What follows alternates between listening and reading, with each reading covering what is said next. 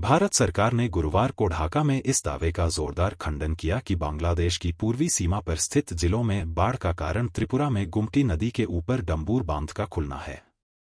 सरकार ने कहा कि सीमा पार की नदियों में बाढ़ दोनों पक्षों की साझा समस्या है। भारतीय सरकार के सूत्रों ने अंतरिम सरकार को गलत कहानियों के किसी भी आधिकारिक समर्थन के खिलाफ भी चेतावनी दी। यह चेतावनी अंतरिम सरकार के सलाहकारों में से एक मोहम्मद नाहिद इस्लाम द्वारा लगाए गए आरोपों के मद्देनजर आई है, जिसमें कहा गया था कि भारत का असहयोग बाढ़ का कारण था।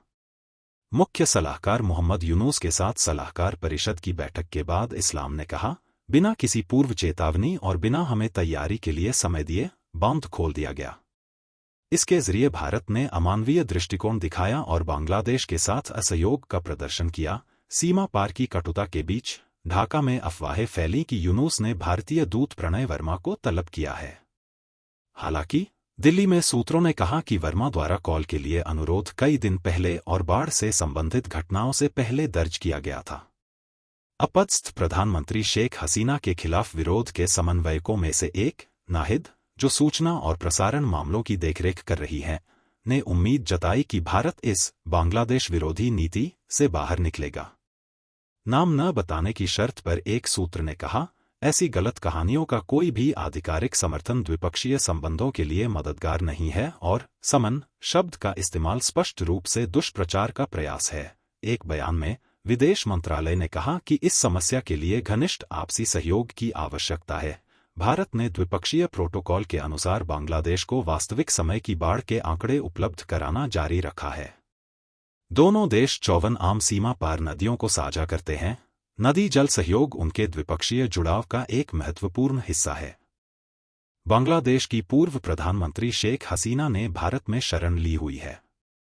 वहीं दूसरी ओर बांग्लादेश में उनके खिलाफ एक के बाद एक मुकदमे चलाए जा रहे हैं।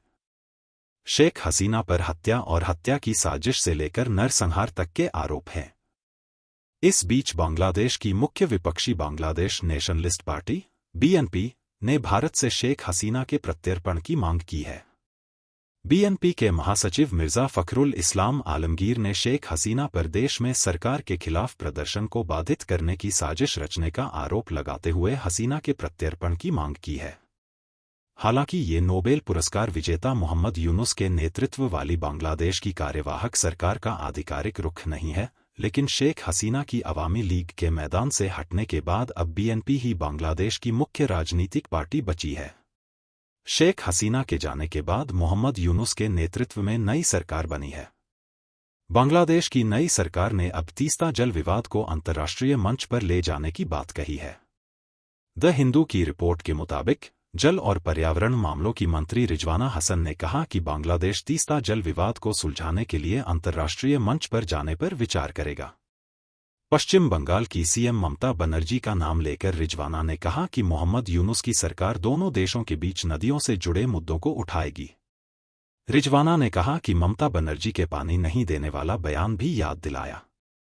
उन्होंने कहा कि हम तीस्ता के पानी को लेकर पीछे नहीं हटेंगे।